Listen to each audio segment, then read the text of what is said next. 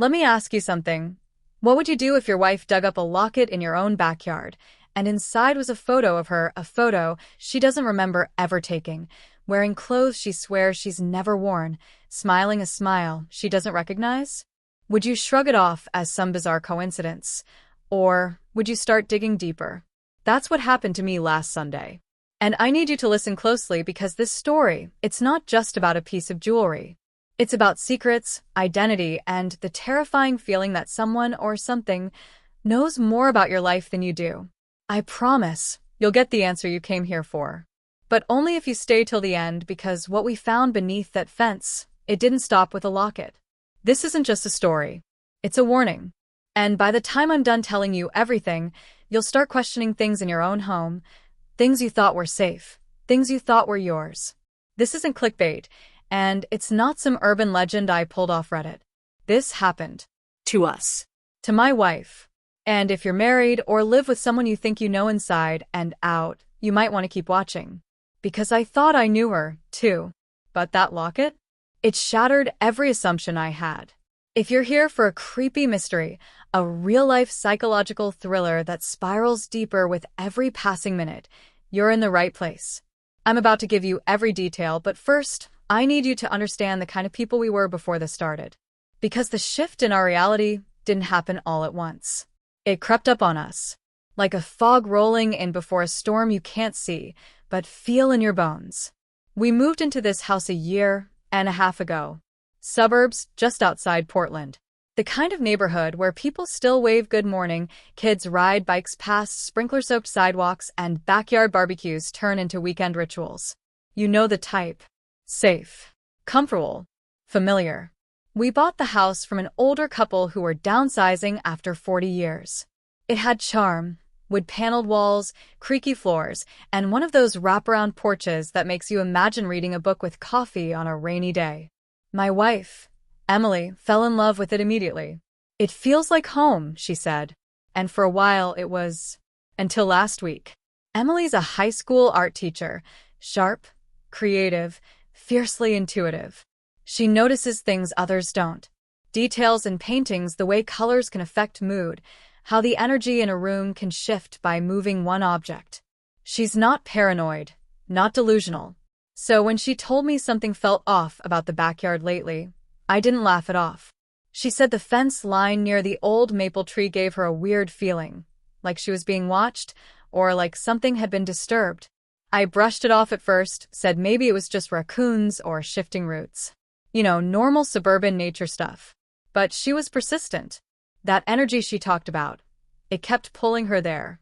Then, last Sunday, while I was fixing the gutters, I heard her call out. Not scream. Just call. Sharp, clear, with a strange edge in her voice. I ran to the backyard, and there she was, crouched near the fence line. Dirt on her hands, wide-eyed. Look, she said. She didn't have to say anything else. Because in her hand was this tarnished silver locket, partially cracked but still intact. It looked old, really old.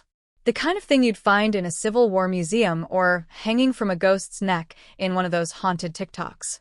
But what froze me, what made my skin crawl, was what she found inside. It was her. I mean Emily.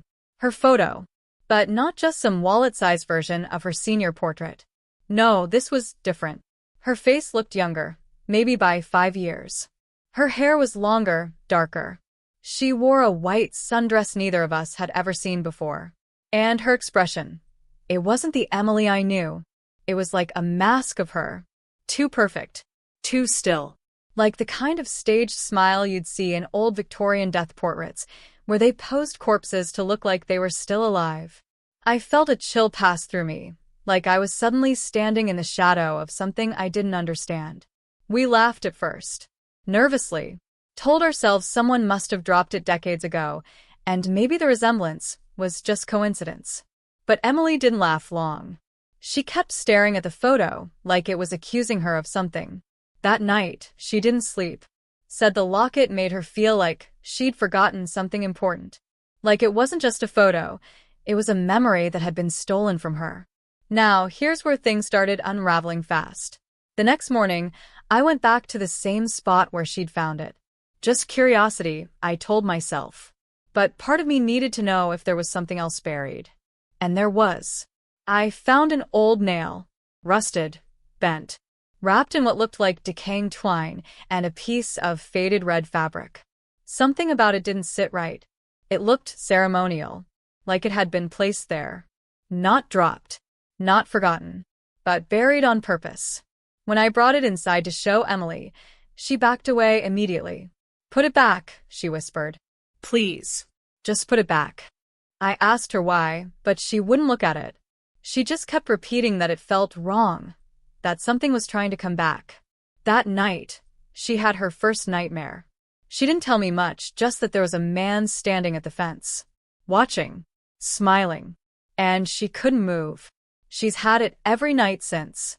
Viewers, I know this sounds insane, but think about it. What if someone planted that locket there? What if it was meant for her to find? What if it wasn't just some buried keepsake, but a message, a trigger, a puzzle piece to something much bigger? We've started digging into the history of this property, and what we've found so far, it doesn't make sense. The timelines don't match. Previous owners' records are missing entire years. Local archives say there used to be a farmhouse here before it burned down in the 80s, but there are no reports, no photos, no official documentation. Even creepier? That photo of Emily, we scanned it, tried running it through reverse image search and facial recognition tools. No matches. Not even close. It's like that version of her doesn't exist in any database. It's not AI-generated either. We had a forensic tech friend look at it, and he swears it's a legitimate photograph from at least 20 years ago, based on the ink, paper, and wear. I don't know how this is possible. I don't know who could have created this or why. But one thing is clear, we were meant to find it. Or more terrifying, maybe she was meant to remember. Because ever since that day, Emily hasn't been herself. She's more distant, distracted. She talks in her sleep now, saying names I've never heard. Sometimes in a language I don't recognize. Last night, I caught her standing at the back door, just staring at the fence, completely still. When I called her name, she didn't respond at first. And when she finally turned around, her eyes were full of tears. But she was smiling. And she said something that chilled me to my core. She said, "He's almost here." Look, I don't know what this means yet. But we're keeping the camera rolling, documenting everything. And I promise you, by the end of this video, you'll know what we discovered. You'll see the footage, the photos, the evidence we've pieced together. Because this isn't just about my wife. This might be about who she used to be, or what someone turned her into. If you've ever searched for haunted object stories, mysterious old photos, hidden pasts, or backyard discoveries gone wrong, you need to stay. This goes deeper than I ever imagined. And if you think this is where it ends, you're wrong. Because 2 nights ago, something else was buried near the fence.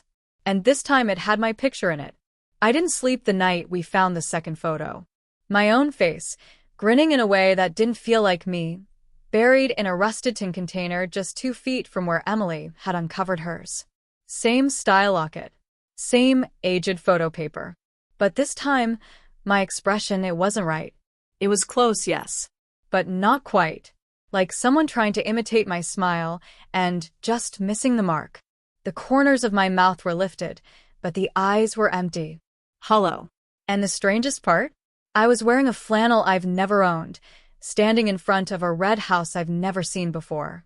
There was nothing else in the container, just a bit of soil, what looked like melted wax residue, and that photo. That's when I realized we were being watched. Or worse, followed. Because this wasn't just some twisted prank. Whoever, or whatever, was doing this had access to photos of us that don't exist in our world. They weren't stolen off Facebook. These were taken somewhere else. We tried to talk it through logically. Emily made tea, and we sat at the kitchen table in silence for nearly half an hour. The only sound was the ticking of the old clock above the stove. At some point, she asked, "Do you think this is about us?" And for the first time since the started, I didn't have an answer. Because until that moment, I'd assumed we were victims of something random. Maybe the land had some curse. Maybe it was tied to a previous owner. But now, it felt targeted. Personal. Like something had been tracking us. Like this place wasn't the beginning, but the continuation of something we forgot. I started thinking back about the last few months. Was there something we missed? A pattern? A warning sign? Emily and I had been solid, mostly. The kind of relationship that had real cracks, sure, but nothing unusual for a married couple navigating work stress and aging parents. We'd both been working more hours than usual. She had a new AP art class to prepare for, and I'd been traveling for my job in corporate security consulting. Nothing glamorous, but I was gone more than I liked. And now, looking back, I wondered if those nights apart had left gaps in our timeline. Blank spaces where things could have happened without either of us knowing. I'd always trusted her, implicitly. But recently, she'd started sleepwalking. Once I found her standing in the garage at 2 a.m., holding the garden shears. Another time, she was muttering in her sleep about the red stairs, her hands twitching like she was painting something in the air. I recorded her once, just to prove to myself it wasn't in my head. The audio still gives me chills. She spoke clearly, slowly. Don't let him find a third one. He'll remember too much. That was before we found the locket. Before I knew there were more. I started researching the property again, digging deeper than Zillow listings and county records. The land had changed hands more than a dozen times in 50 years, which is strange for a place like this. Most owners only lasted a few years. One family stayed for 6 months, then sold at a loss. Another couple divorced just 3 weeks after moving in. But there was one name that kept popping up. Arlo Danning, an archivist at the Oregon Historical Society who owned the house in the 1990s. I found an old article from the local paper. He'd gone missing, vanished without a trace after his neighbors reported seeing him digging strange holes in the yard at night. His body was never found. The police eventually ruled it a voluntary disappearance, but that never sat right with his brother, who posted on an old paranormal forum about it. I pulled the post from the Wayback Machine. It read, Arlo believed the land remembers. He said there are things buried here that weren't buried by men. I didn't tell Emily about that part. Not yet.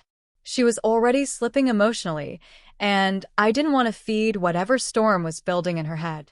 But I couldn't ignore the signs. The headaches. The moments when she'd blink and forget where she was. The strange bruise on her shoulder that looked like a perfect circle, like someone had pressed a coin into her skin for too long. The dreams were getting worse. She'd wake up gasping, whispering things like, "It's behind the wall," or "I used to be her," before curling into herself and refusing to talk. She was unraveling, and I was starting to fear I might be next. Things got even weirder when our neighbor, Cheryl, dropped by. She's one of those overly chatty retirees who's always trimming roses and casually inserting herself into other people's lives. But this time, I was grateful. She brought over a plate of cookies and asked how we were settling in. When I mentioned the locket, her smile faltered. Just a flicker, but I saw it. She looked at Emily and said, "You remind me of the girl who lived here before you." I asked her what she meant. She brushed it off, said she probably had the timeline wrong. But when she left, she said something I can't shake. She looked right at Emily and said, "You even sound like her when you laugh." That night, I searched through every box in the attic. I found nothing unusual until I came across a manila envelope shoved behind a loose plank. Inside were Polaroids. Dozens of them. All taken in this house. Some were from decades ago, judging by the hairstyles and faded colors. But a few were recent. Very recent. One showed the backyard from a high angle, like it had been taken from a drone or a second-story window. It was dated 2 weeks before we found the first locket. Another showed Emily, asleep in bed, taken from just a few feet away. She was wearing pajamas I'd never seen before. That photo wasn't taken by me, and the timestamp didn't match anything on our security cams. It was as if someone had been inside, and then erased their presence. We changed the locks, installed new cameras, but the footage always came back clean. No intrusions, no anomalies, except one thing. Every night at exactly 3:12 a.m., the camera in the backyard glitched. Just for a second, always at the same time. I tried syncing the recordings, freezing frame by frame. One night, I caught something. A silhouette, tall, thin, almost featureless, standing near the fence. It didn't move. It just stood there, watching the house. Then the footage went black for 5 seconds, and when it returned, the figure was gone. I showed it to Emily, but she didn't flinch. She just stared at it and said, "He found us again." I asked who. She didn't answer. At this point, I started suspecting everyone. I thought about Cheryl, the neighbor, about the way she hesitated when we mentioned the locket. I wondered if she knew more than she let on. Then there was Tom, the guy I hired to fix the basement foundation. He was friendly enough, but one afternoon I caught him walking behind the fence line, staring at the tree where we found the locket. When I asked what he was doing, he said he thought he heard something. When I pressed further, he got defensive. Said maybe I had old things on the land that don't like being disturbed. That same night, he texted me, saying he wouldn't be finishing the job. No explanation. Just gone. I even started questioning myself. I'd been having these strange memory lapses. I'd lose track of time, hours passing while I thought I was only sitting for minutes. I'd find dirt under my nails, even when I hadn't been outside. One morning, Emily found me asleep in the guest room, clutching a photograph I couldn't remember printing. It was of her, but it wasn't our house. It wasn't our life. She was standing in front of that same red house from my locket photo. I asked her if she recognized it. Her face went pale. She whispered, "That's where I used to live, I think." But here's the thing, we've never lived in a red house. So where is this coming from? What are these memories? And more importantly, who buried them? Because last night the digging started again. But this time, it wasn't either of us holding the shovel. The next morning, I went back out to the yard just after sunrise, hoping to revisit the exact spot where the second photo had been buried. I don't know what I expected. Maybe more trinkets, another locket, something that might connect the dots. But when I got there, the dirt was smooth, undisturbed, as if no one had touched it. The tin container I'd left sitting in the shed overnight? Gone. I turned that shed upside down looking for it. Nothing. Not even the faint scent of rust or the imprint in the dust where I'd placed it. Emily swore she hadn't moved it. We went back and checked the security footage. No glitches this time, just a clean loop from midnight to 7 a.m. No one had entered the shed. No one had come into the backyard. And yet, the container was gone. Like it had never existed. That's when something inside me shifted. I realized this wasn't just about memory. This was about control. Something or someone was manipulating our reality piece by piece. Later that day, I took a drive into town, determined to track down anything I could about the old owner, Arlo Danning. I figured if I could find his brother, maybe I'd get answers. Maybe someone else had seen the things we were seeing. I stopped at the Historical Society, hoping for some archived records or even a contact. The woman at the front desk, Carol, her name tag said, froze when I mentioned Arlo. She leaned in a little and said, almost in a whisper, "You're in that house?" I nodded. She said nothing for a moment, just stared at me like she was sizing me up. Then she said something I still can't shake. "You should leave it be. That property's been trying to forget itself for decades. And people who make it remember don't stay long." I asked her what she meant.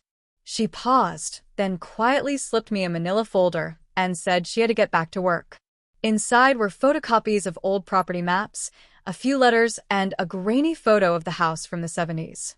In the background, barely visible, was the same old maple tree that still stands by our fence today. But what grabbed me was the figure standing next to it. A woman, long dark hair, white dress. She looked almost exactly like Emily. My hands went cold. The photo wasn't labeled, but a sticky note attached to the corner read, *, first appearance. *, I stared at it for a long time before closing the folder and leaving. Something about Carol's warning rattled me more than I wanted to admit. When I got home, Emily was in the living room, staring at her painting supplies like she didn't recognize them. I asked her what was wrong. She said she'd tried to sketch the tree earlier, just to make sense of things, but every time she put pencil to paper, her hands started shaking. She'd drawn something else instead, an outline of a man's face, long and gaunt, eyes sunken in. When I asked who it was, she didn't know. But she said he felt familiar. That she dreamed about him the night before. That he was standing at the edge of the woods whispering something she couldn't understand. I looked at the drawing and felt an ache in my chest. There was something about it that felt ancient, like it didn't belong in our world. That's when I made a decision. I was going to tear up the yard. I didn't care if it made a mess. I was done waiting for answers to come to me. Whatever was hiding there needed to come out. But before I could act on it, something else happened. Cheryl, our neighbor, the one with the roses, knocked on our door that night. But she didn't come with cookies or a gardening update. She came with a warning. "I shouldn't be here," she said, glancing nervously over her shoulder. "They don't like it when people talk. But I need to tell you something." I let her in, and Emily sat silently on the couch while Cheryl stood by the doorway, her hands shaking. "That house you live in," she said, "you're not the first to find things." She told us about a young couple from the 90s, around the same time Arlo vanished, who had moved in and started acting strange. The woman had been seen wandering the backyard at night, speaking to someone no one else could see. The man was found unconscious in the basement one morning with old photographs scattered around him, photos no one could explain. One day, they just left.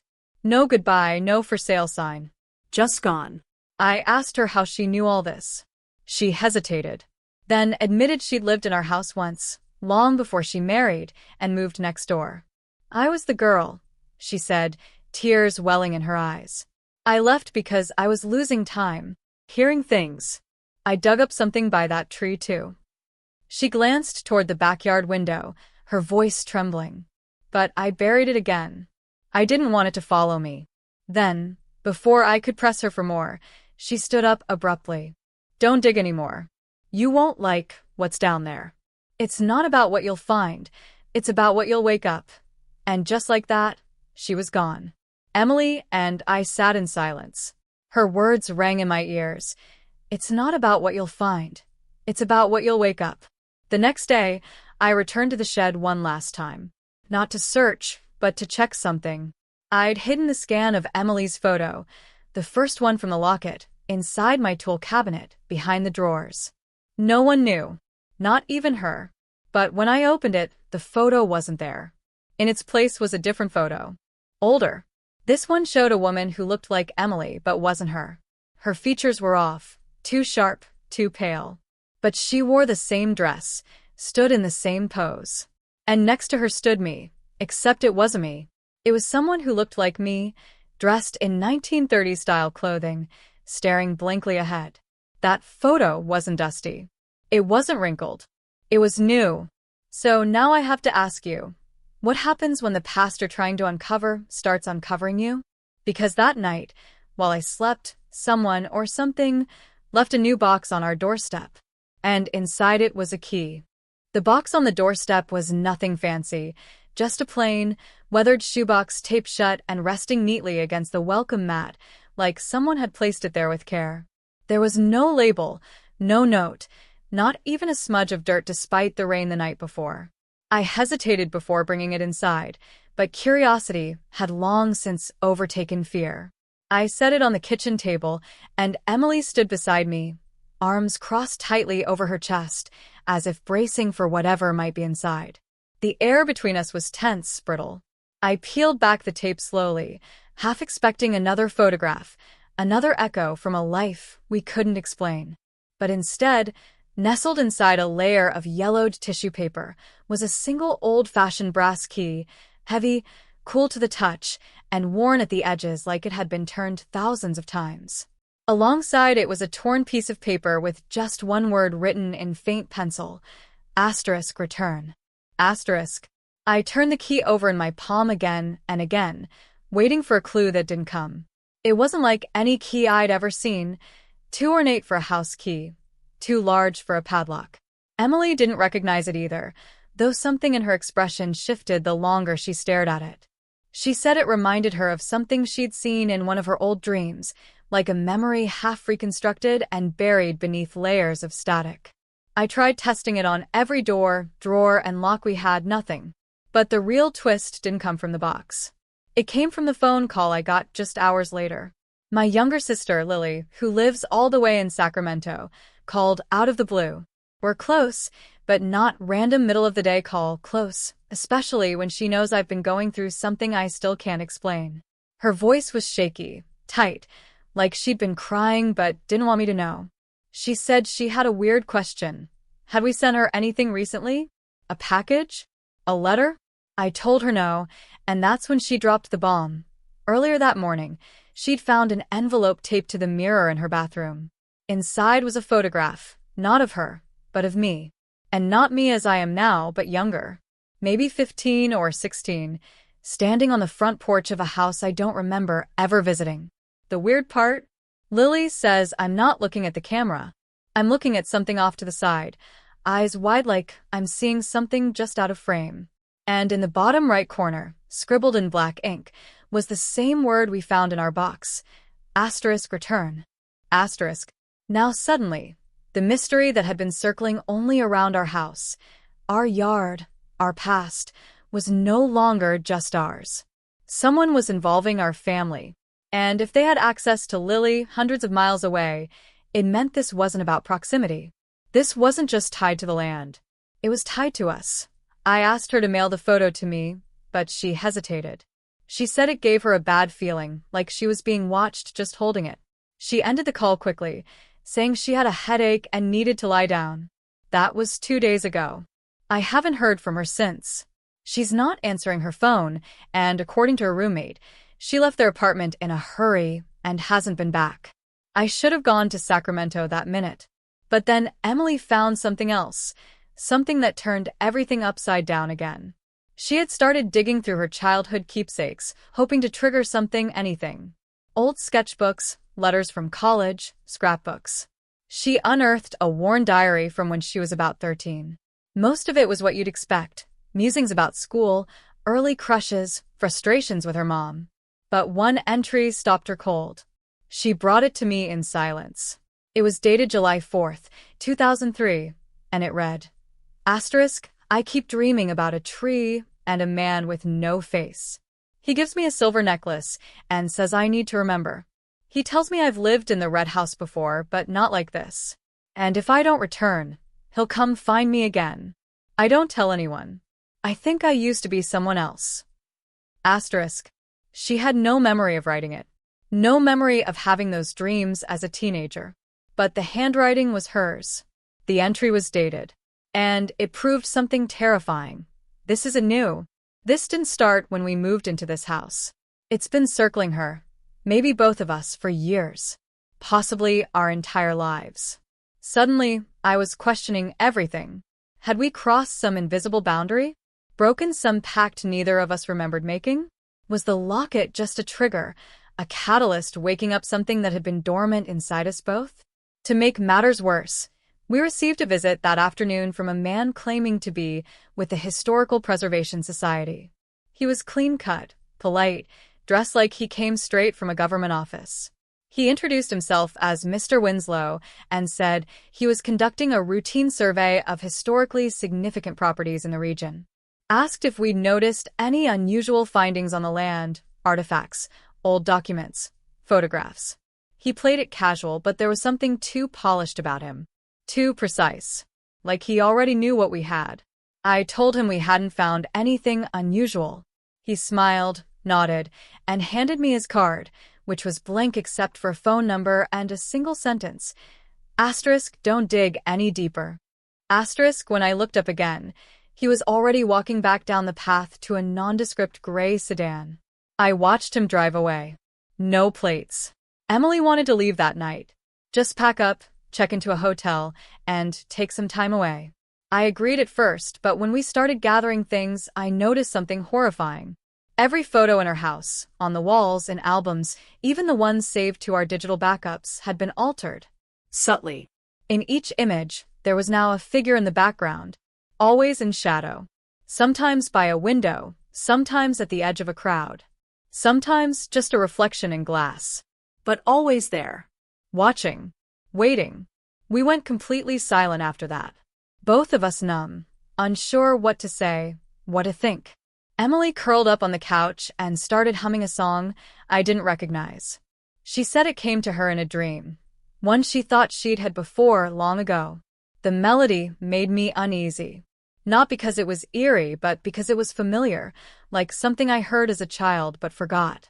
Like something I shouldn't know anymore. And then came the email. No sender. No subject. Just a blank message with one attachment, a short, grainy video clip. It showed our backyard from a shaky handheld perspective, like someone hiding behind the tree line.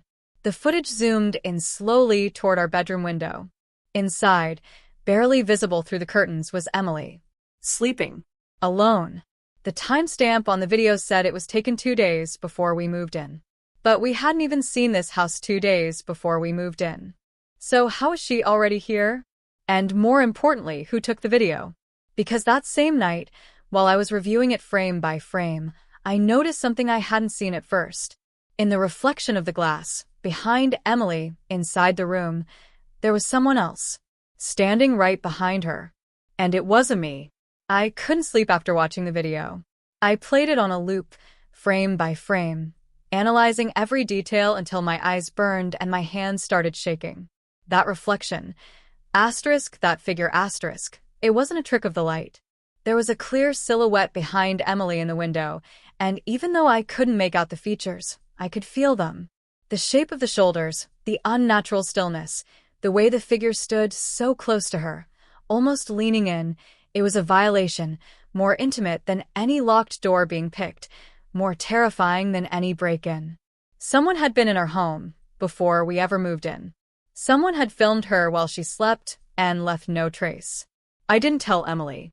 Not right away. I told myself I was protecting her, but in truth, I was paralyzed. I was starting to come undone, piece by piece. It felt like no matter how tightly I locked the doors or how many cameras I installed, something was always one step ahead of us, slipping between cracks I didn't even know were there. The next day, I took a detour on my way to work.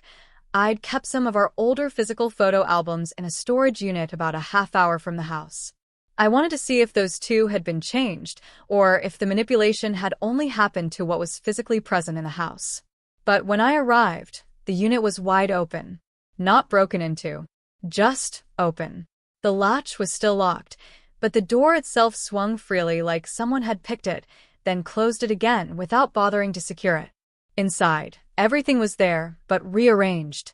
Our boxes had been res-tacked, the dust patterns broken, and on the small shelf where I'd placed my childhood memorabilia was a Polaroid I hadn't seen before.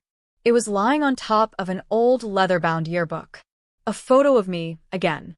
Same teenage version of myself, but this time seated at a table in what looked like a library, eyes cast downward. Behind me stood a man in a black coat, his hand resting on my shoulder. It wasn't a posed photo. It looked candid, observed. The edges of the photo were slightly curled, and written in neat handwriting on the back was a message. Asterisk, you've seen him before. Asterisk. That's when I knew this was no longer just a haunting or a case of misremembered history. This was surveillance, active, meticulous, and invasive in a way that made every shadow feel complicit. I drove home in a daze, glancing in my mirrors, checking over my shoulder constantly. Every car felt like a tale. Every pedestrian like a planted witness. I didn't even notice I had pulled into the driveway until I saw Emily standing on the front lawn, barefoot, eyes wide and unfocused. She was holding something tightly in both hands. When I got out, she walked toward me slowly and opened her palms. It was the key. The same brass key we'd found in the box, now bent in the center, almost like it had been twisted with inhuman force. It was on my pillow when I woke up, she whispered. It wasn't there when I went to bed. I took it from her carefully, trying to mask the way my skin crawled when I touched it. It was still warm, not like it had been sitting out in the sun, but like someone had been holding it. That evening, I decided we couldn't keep dancing around this. I needed to go back into the yard. Not with a shovel and flashlight this time, but with intention.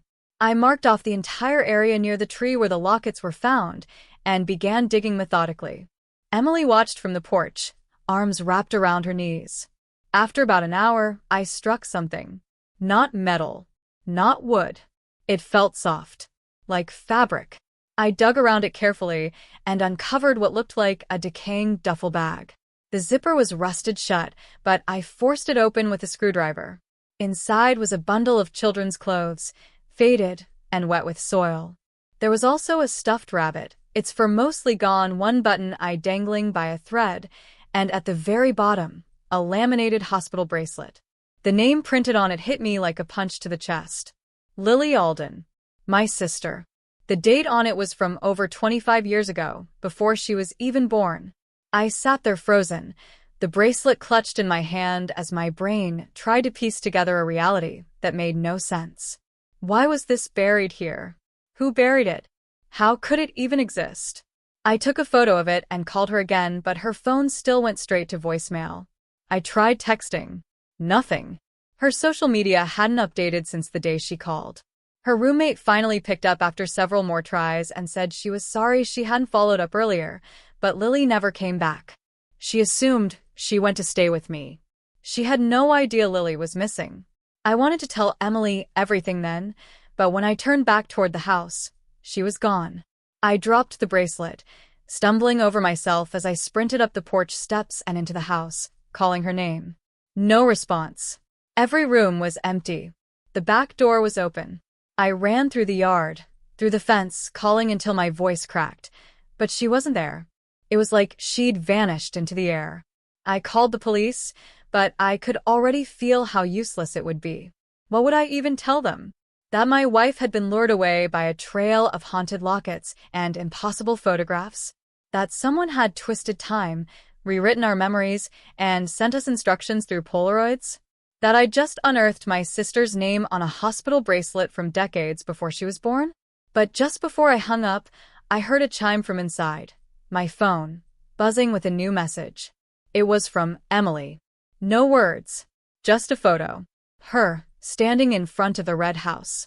And this time, her smile wasn't forced. It was real, like she was finally home. I stared at the photo for what felt like forever, my thumb hovering just above the screen, as if touching it might make it vanish.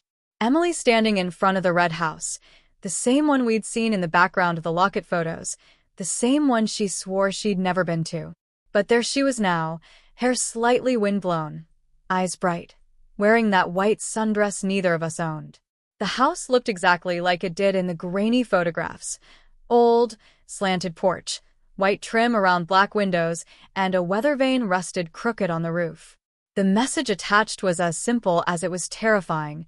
Asterisk, don't follow. Asterisk, but of course I was going to. There was no reality where I'd let her disappear like that without trying to bring her back. I was still holding my phone when a knock rattled the front door.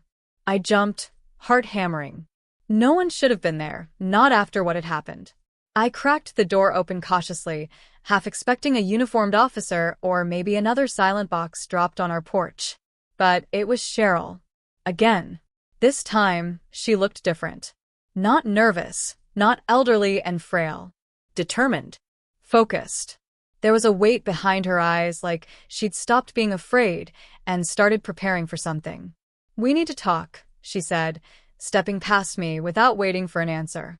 She carried a folder under her arm, something thick, heavy with documents, and dropped it on the kitchen table like it was a burden she'd carried far too long.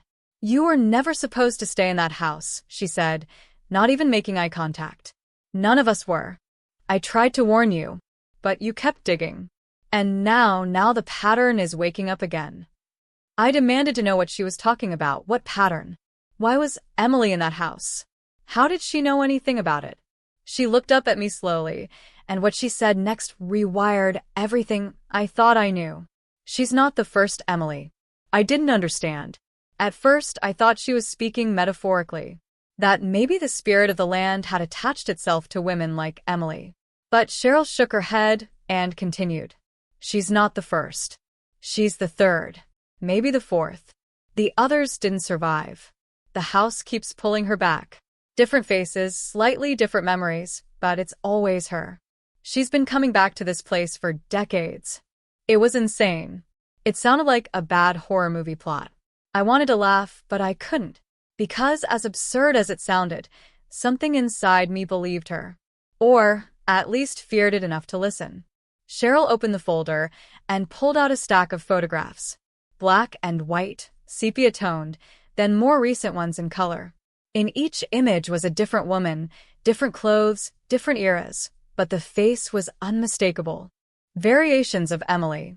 Standing in front of the red house. Sitting on a porch swing. One was even holding a child. I started collecting these when I realized I wasn't the only one who remembered her, Cheryl said. She always comes back. And every time, the man follows. I asked her who the man was. She said no one really knew. Some thought he was a spirit, others thought he was something older than that, something that needed her for a reason no one could explain. He's a constant, she said, her voice starting to break. No matter the year, no matter the version of her. He's always there. Watching. Sometimes pretending to be someone else. And that's when it hit me. I ran into the office and opened the drawer where I kept all our recent evidence, the scanned photo of Emily from the locket, the video frame showing her reflection, the one with the figure behind her. I laid them out across the floor and stared, harder than I ever had. And I saw it. The figure. Not just a shadow or blur, it had a shape. A face, partially visible. And in two of the photos, I could see something I hadn't noticed before. It was me. Or someone who looked exactly like me. But it wasn't a reflection. It wasn't a trick. In both images, the man in the background, his face matched mine. Same bone structure. Same jawline. But his expression was hollow. Wrong. Like a wax replica wearing my skin. Cheryl watched me process it all, and finally said what I didn't want to hear. I think he's trying to replace you. I think he's always been trying to. It made no sense. And yet it explained everything. The feeling of being watched. The photographs I couldn't remember taking. The memories I was starting to question. The moments when Emily looked at me like I was someone else. What if this wasn't about her being haunted? What if I was never supposed to be here? What if I was part of the trap? I asked Cheryl why this was happening to us now. Why not years ago? Why us? She paused and then said something I'll never forget. Because she's getting close to remembering. And he can't let that happen. Every time she gets too close, he resets everything. Wipes it clean. And you're his placeholder. I couldn't breathe. I thought back to all the little things. The way I sometimes lost time. The dreams I couldn't quite remember, but woke from drenched in sweat. The scratches on my arms I never noticed until they were scabbing over. The items that moved around the house when neither of us had touched them. What if I wasn't just being watched? What if I was already changing?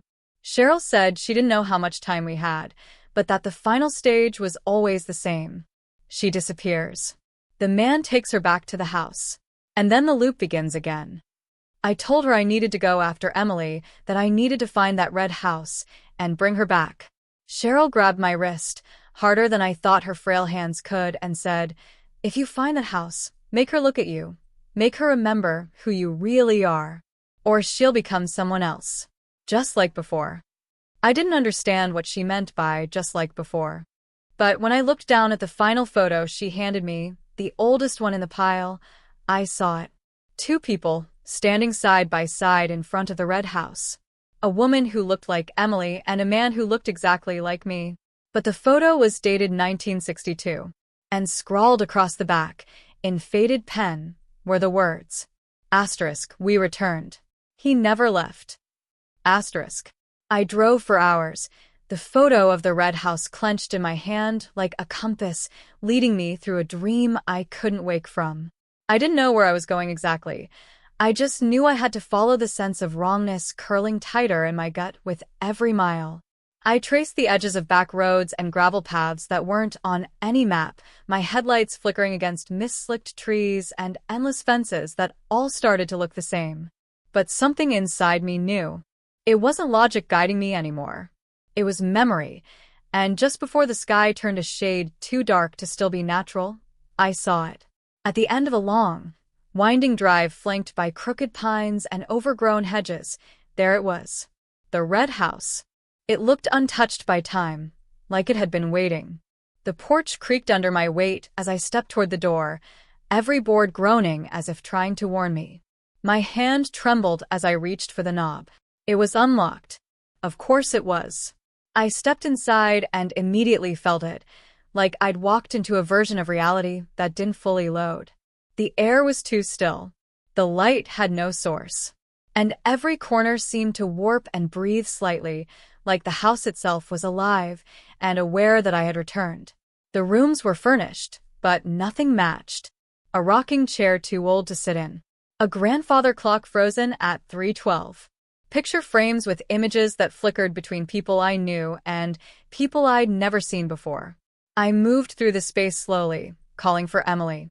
But my voice felt swallowed, like the house didn't want me to be heard. Then I heard it humming. That same low melody she'd once sung in her sleep, floating from upstairs. I followed the sound with my pulse thundering in my ears.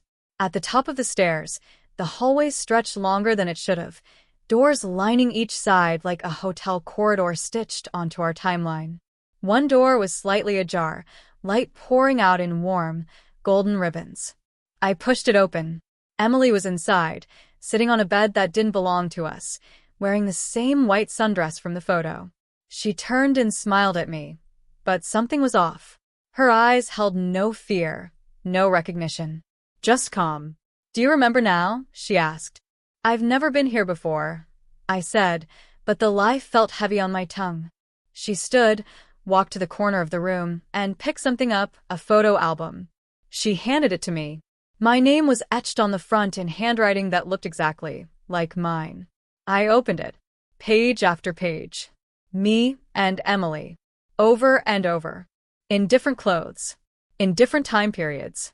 Always the red house in the background. One showed us laughing in what looked like the 1950s. Another holding hands near a Model T Ford. Another in front of a grainy television. In one, she was pregnant. In another, holding a baby that looked like the girl from Cheryl's photograph. Every time you forget, we start again, she said softly, almost lovingly. But this time you came looking. That means you're close. I backed away, flipping through the last pages. In the final photo, I was alone. No Emily. Just me standing in front of a mirror, my expression blank. And behind me, *him, *the man. My face. But drained. Hollow. The thing pretending to be me. The copy. The placeholder. Suddenly it all came crashing in. The loop. The patterns. The way every version of me had come to this place thinking he was rescuing her, but never realizing he was the one being overwritten. He was the start and the end. The version of me the house let survive, because he was part of it. A voice echoed behind me. Familiar. Cold. You weren't supposed to wake up this time. I turned and there he was. Me. Or something close. Wearing my clothes. My face. But wrong. His eyes were too dark, his posture too perfect, too still. The skin around his mouth didn't quite move in sync with his words. You made it too far. You pulled too hard on the thread, he said, circling slowly. We're not supposed to end it. We're supposed to repeat it. That's what keeps the house fed. That's what keeps her from breaking. Emily stood behind him now, silent, watching both of us like she wasn't sure who to trust. You're not real, I whispered. He laughed. Neither are you. Not anymore. And that's when I lunged. We hit the floor hard. Fists flying, furniture splintering. The house groaned and pulsed around us like it was trying to decide which of us belonged. I struck him again and again, screaming for Emily to remember. I could feel myself slipping, my limbs too heavy, my thoughts unraveling. He was stealing me from inside out, and the house was helping him. I begged her. Emily, please. Look at me. Remember who I am. Her eyes flicked from him to me. Tears in her eyes now. You told me to paint the tree, she whispered. You said the colors weren't real unless they bled. That's when I knew. She remembered. And in that moment, the copy froze. I took the fireplace poker and drove it into his chest. Not blood. Not bone. Just rot and ash and static, like the inside of a dying television. He didn't scream. He just looked at me like a mirror breaking. Then he was gone. The house groaned again, louder this time. The windows shattered inward. Every light flared then died. The walls peeled back like they were shedding skin. Emily grabbed my hand and pulled me down the stairs, through the hallway, out into the night. We ran without looking back. When we reached the road, the red house was gone. Nothing behind us but trees. We never found it again. Not on a map. Not in person. Not in dreams. But sometimes, late at night, I find photos in the mailbox. Photos we never took. Places we never visited. Versions of ourselves we don't recognize. And in every one of them, there's always someone watching in the background. And he's always wearing my face. It's been 6 months since we left the red house behind, or whatever version of it existed in that twilight corner of the world. We don't speak of it much anymore, Emily and I. It's not denial, not really. More like a pact. A quiet understanding that some stories lose their shape if you keep dragging them into daylight. We sold the old place, packed up our lives, and moved west, somewhere slower, quieter. The kind of town where you can still hear your own footsteps on the pavement and strangers still nod hello at the grocery store. We bought a new home with bright windows and no attic. We don't keep mirrors in the bedroom. We unplug the smart speakers at night. But there are still moments, tiny fractures in the day, when reality wobbles just enough to remind us that what we lived through wasn't just a nightmare to file away and forget. Sometimes the wind hits the trees just right, and I swear I hear a voice humming that same strange tune. Sometimes I wake up in a sweat, convinced I'll find that same twisted brass key on the pillow beside me. And sometimes, most terrifying of all, I look at Emily and wonder if this version, this life we're living, is still ours or just the next thread in something we thought we unraveled. We did what we could to make sense of it all. I went back through everything, the photos, the recordings, the files Cheryl gave me. I even visited a researcher at a university who specialized in temporal anomalies and memory echo theory, which sounds like science fiction until you realize half of what we call real is just repetition given shape. He told me stories about towns where clocks ran backward, of people showing up in census records 100 years before they were born. He didn't laugh when I told him about Emily's locket or the figure with my face that kept appearing in old photographs.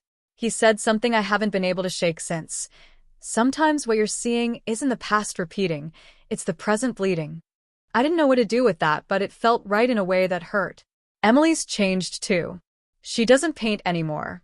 Not the way she used to. She says her hands feel different now, like they belong to someone else. But in her sketchbook, I've found pages filled with a single recurring image, an endless field of tall grass, with a lone figure standing just out of focus at the horizon, watching. She says she doesn't remember drawing it. She doesn't remember a lot, actually. Whole weeks from our time at the house are gone. But when I mention certain things, Cheryl's name, the red house, the twisted key, her pupils dilate, and she gets quiet in that way that says she does remember, somewhere deep down, and it's safer not to touch it. Lily came back. Not right away, and not in one piece, at least emotionally. She says she woke up on a bus heading south with no idea how she got there. No bruises, no signs of trauma, just a blank slate where 2 weeks of her life should have been. When she finally made contact, her voice on the phone was small, like it had shrunk. She's in therapy now, and she doesn't ask questions about what really happened. Maybe some part of her already knows. I mailed her the hospital bracelet, but she sent it back without a note. Cheryl passed away not long after we left. The official report said natural causes, but when I spoke to her daughter, she said her mother was found holding a photograph none of them recognized, an image of Cheryl herself as a young girl, standing in front of the red house. Alone. No one knows how she got it, or why she'd written the words, "It never ends," on the back. Sometimes I try to rationalize everything. I look for logical threads, scientific explanations, psychological phenomena. I tell myself trauma warps memory, that grief bends perception. I tell myself people go missing all the time, that we see patterns because our brains are built to find them, even in chaos. But there are moments that defy logic. There are wounds that never scab. And there are truths that no mirror can hold. I think some places remember more than we do. I think some houses are less buildings and more devices, tools for holding stories that refuse to die. I think the red house wasn't haunted in the traditional sense. I think it was hungry. And I think we barely got out before it finished eating what was left of us. Still, I keep the box. The one with the key and the old photos and the folder from Cheryl. I keep it locked and buried deep in the back of the closet, under winter coats and shoe boxes, in a place I hope we'll never have to open again. But I don't throw it away. Not because I want to remember, but because part of me is terrified that if we forget, it'll find a way to start again. Maybe in another town, with another couple, another version of us. Or maybe it already has. Maybe someone else just found a locket buried near their fence, and they're holding it now, wondering why the photo inside looks so familiar. So, if that's you, if you've just stumbled across this story thinking it's just a creepy tale for the internet, look closer. Look at the background of your old family photos. Look for shadows that don't belong. Listen for the humming in the silence. Check your mirrors. And whatever you do, don't follow the key. Because some doors don't open. They remember.